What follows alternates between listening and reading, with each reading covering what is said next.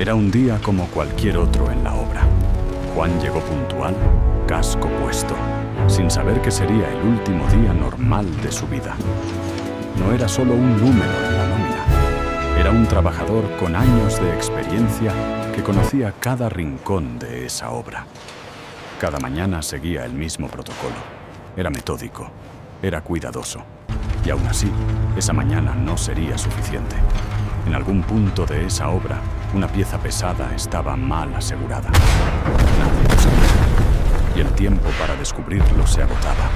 Un sonido metálico, un instante de silencio. Y luego el impacto. La pieza cayó sobre Juan con una fuerza que nadie olvidaría. La obra entera se detuvo. El polvo seguía suspendido. Y en el suelo, Juan Pérez no se movía.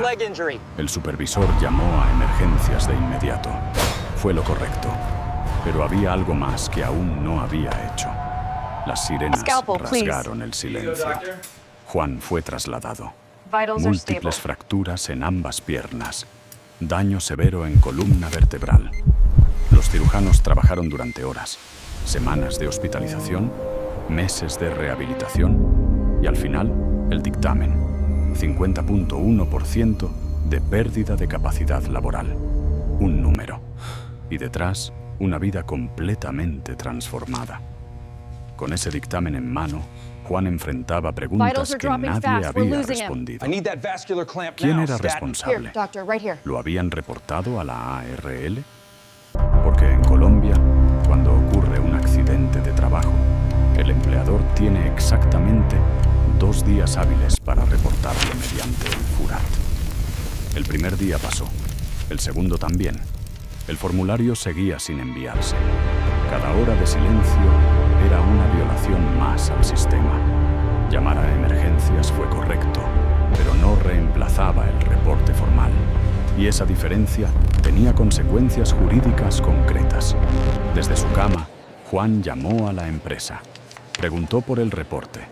La respuesta fue tan evasiva que equivalía a una confesión. Entonces buscó un abogado. Y lo que escuchó cambió todo. El origen laboral del accidente no requería debate. Ocurrió en el lugar de trabajo, durante la jornada, con equipos de la empresa. Con ese origen confirmado, la ARL tenía la responsabilidad prestacional completa. Pero había algo más importante aún. 50% era el umbral que lo cambiaba todo. Por debajo, indemnización de pago único. Por encima, pensión vitalicia de invalidez. Juan había quedado en 50.1. Un decimal que separaba 2 mundos completamente distintos. El artículo 9 del decreto 1295 era preciso. Pérdida de capacidad laboral de origen laboral igual o superior al 50% equivalía a pensión de invalidez a cargo de la ARL, sin semanas mínimas cotizadas requeridas, sin condiciones adicionales. 60% del ingreso base de liquidación, calculado sobre el promedio salarial del último año. Cada mes, 14 veces al año, por el resto de su vida. Y eso no era todo. Si la empresa había fallado en seguridad y salud en el trabajo, Juan podía demandar adicionalmente por indemnización plena, daño emergente, lucro cesante y daño moral. La pregunta era devastadora. ¿Estaba esa pieza correctamente asegurada? ¿Había inspecciones al día? ¿Existía un programa de salud ocupacional activo?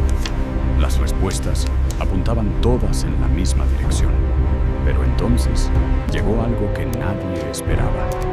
Durante la rehabilitación de Juan, la empresa envió una carta de terminación de contrato.